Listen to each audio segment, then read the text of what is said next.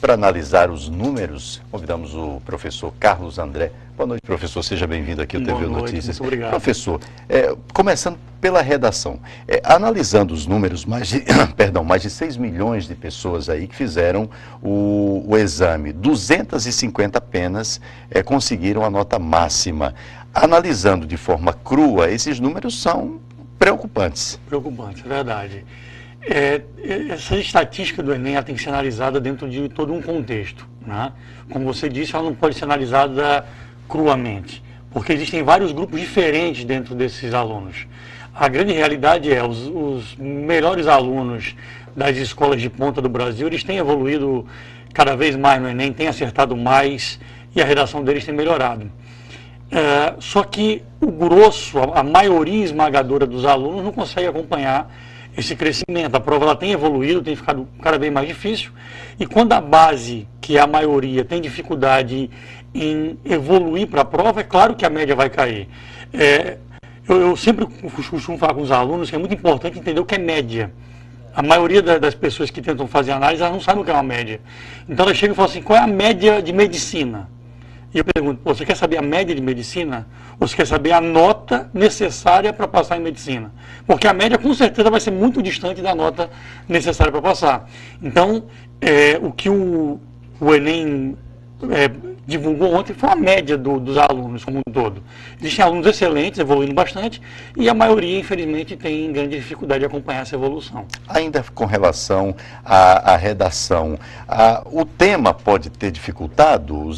Eu ouvi, logo após a aplicação da redação, muitos alunos que estavam participando não esperavam aquele tema. Isso pode ter sido um motivador para esse caos, para esses números tão... Com certeza. No ano anterior, lei seca também não era um tema esperado. Mas era um tema muito fácil, né? Ou seja, qualquer pessoa, por mais que não leia regularmente, etc. e tal, ela sabe falar sobre lei seca e etc. e tal. Já a publicidade infantil foi um tema também inusitado. Quando nós tivemos acesso ao tema, realmente a gente ficou bastante ansioso. Por quê? Porque era um tema sui generis, mas a gente queria ler os textos motivadores da prova. Então, o aluno preparado, por mais que ele tenha sido surpreendido pelo tema, ao ver os textos motivadores, os textos eles facilitavam muito a construção da redação. Então, por mais que ele nunca tivesse trabalhado aquele tema na vida, se ele tem uma bagagem razoável de conhecimento, ao ler o texto motivador, ele conseguiria fazer uma boa redação. Com certeza, pelos números, não foi o que aconteceu com a maioria, né? Infelizmente, inclusive um detalhe que vale a pena chamar a atenção o texto motivador ele pode ajudar uma boa redação. Mas muitos alunos, eles transcreveram o texto motivador para dentro da redação. Aí não pode. E por isso zeram, né? Não é prova de redação, né? Professor, o que aconteceu no Enem desse ano, se comparado com o ano passado, houve aí perdas com relação a 2013. Pode ser um reflexo do que vem acontecendo hoje com o ensino médio brasileiro? Eu acho que sim. Fazer uma prova nacional ela tem várias consequências.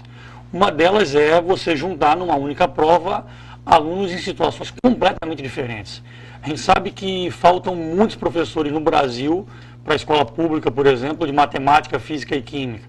A gente sabe que há escolas onde o professor de história é obrigado a ensinar física. Então, o que acontece? À medida que o aluno melhor preparado evolui, a prova tem que evoluir, ela tem que se tornar mais difícil. E qualquer pessoa que analisar a prova desse ano, do ano anterior e do outro, as provas são todas diferentes.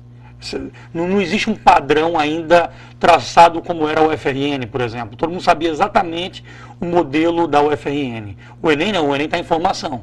O Enem vai se adaptando à evolução do melhor aluno. Você tem uma parcela muito pequena de alunos que evoluem muito de um ano para o outro, mas a base não consegue acompanhar.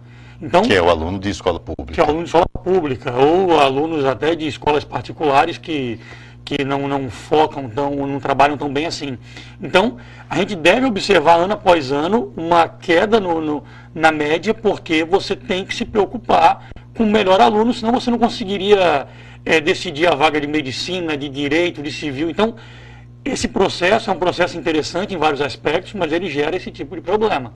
Ok. Queremos agradecer a participação hoje aqui no TV Notícias do professor do curso Overdose, Carlos André, fazendo essa análise aí sobre os números do Enem 2014. Professor, muito obrigado pelas informações e boa noite para o senhor. O senhor também.